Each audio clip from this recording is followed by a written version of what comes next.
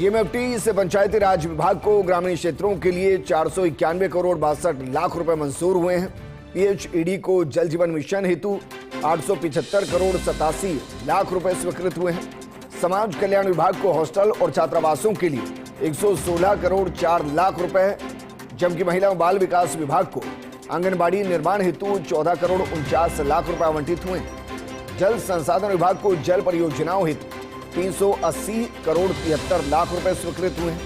खनन प्रभावी क्षेत्र विकास के लिए अन्य विभागों को 1535 करोड़ 80 लाख रुपए आवंटित हुए हैं।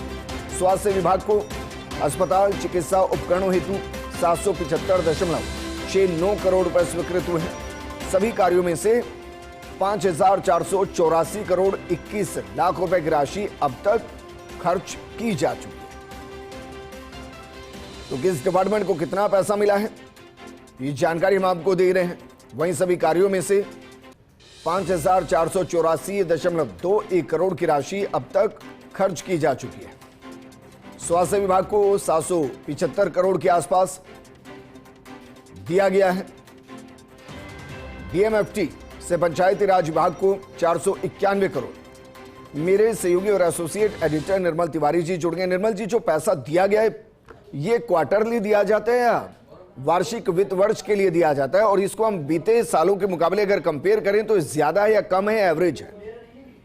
देखिए विजेंद्र, जो डिस्ट्रिक्ट मिनरल फाउंडेशन ट्रस्ट का गठन इसलिए किया गया था, उसके पीछे भावना ये थी कि जो भी खनन क्षेत्र जो खराब होता है, खनन करने के बाद वहाँ की सड़कें खराब होती हैं, वहाँ स्कूल नहीं होते, वहाँ खनन मजदूरों के बच्चों के लिए तमाम तरह की दूसरी फैसिलिटीज है उसके लिए। लेकिन अब इसका क्षेत्र विस्तृत कर दिया गया है। मुख्यमंत्री चूंकि खान मंत्री भी हैं तो उन्होंने इस बात की अनुमति दी थी, विशेष अनुमति, कि इसको विभिन्न मदों में खर्च किया जा सकता है जहां बहुत ज्यादा जरूरत हो। तो निश्चित तौर पर कह सकते हैं कि डीएमएफटी फंड से अभी तक 11,926.98 करोड़ यानी करीब 11,927 करोड़ रुपए की अलग अलग जो फंड है वो फंड संग्रहित किया गया था, क्योंकि ये रॉयल्टी के साथ दिया जाता है। जो खनन के जो अलग अलग जो खनिज होते हैं उनकी रॉयल्टी वसूली जाती है, उसके साथ डीएमएफटी और एनईएफटी दोनों वसूले जाते हैं। तो इसमें अभी तक 20,429 कार्यों की वित्तीय स्वीकृति प्रदान कर दी गई है। इन कार्यों पर 8,554 करोड़ रुपए खर्च होंगे। ये अभी तक का, जब से डीएमएफटी की जो व्यवस्था लागू की है विजेंद्र, तब से इतना बड़ा फंड है। और ये कोई भी अगर राज्य सरकार के किसी भी तरह का फंड माने, उसमें सबसे ज्यादा राशि अगर किसी में है तो डीएमएफटी फंड के अंदर है। और इसमें सीधे तौर पर इसका फायदा ये मिल रहा है, अगर हम बात करें शिक्षा, स्वास्थ्य, पीडब्ल्यूडी, पंचायत राज से जुड़े जो तमाम जो 10 विभाग हैं उनको इसका सीधे तौर पर लाभ मिल रहा है। सबसे ज्यादा अगर बात करें तो सार्वजनिक निर्माण विभाग, जो पीडब्ल्यूडी जो सड़कों का काम करता है, उसमें 3319 करोड़ रुपए से ज्यादा राशि स्वीकृत हुई है। उसके पीछे कारण भी है, जो खनन क्षेत्र के लिए जो चूंकि बड़े वाहन उधर से निकलते हैं, भारी वाहन निकलते हैं, डंपर हैं, ट्रेलर हैं, उनसे सड़कें खराब होती है, उनसे इन सड़कों को ठीक कराया जाएगा। शिक्षा विभाग की बात करें तो जो खनन मजदूर है जो कि आसपास खान क्षेत्र के आसपास ही रहते हैं, उनके बच्चों को बेहतर शिक्षा मिले, अच्छा माहौल मिले, इसके लिए 5,009 कार्य स्वीकृत किए, जिनमें 1,004 करोड़ रुपए की राशि मंजूर की गई है। इसके अलावा अगर हम सीधे तौर पर बात करें पंचायत राज विभाग, देखिए उसको 491 करोड़ रुपए दिए गए जो ग्रामीण क्षेत्रों के विकास पर उसमें खर्च होगा। जलदाय विभाग, उसको भी 875 करोड़ रुपए दिए गए। वो इस बात के लिए दिए गए हैं कि जल जीवन मिशन के तहत जो खदान क्षेत्र है उनके आसपास सबको जल जो है नल से जल मिले और दूसरे माध्यमों से उनको जल की, पेयजल की उनको जो उनकी जरूरत है उनको पूरा किया जा सके, उसके लिए है। समाज कल्याण विभाग के भी हॉस्टल और छात्रावास निर्माण के लिए 116 करोड़ रुपए दिए गए हैं।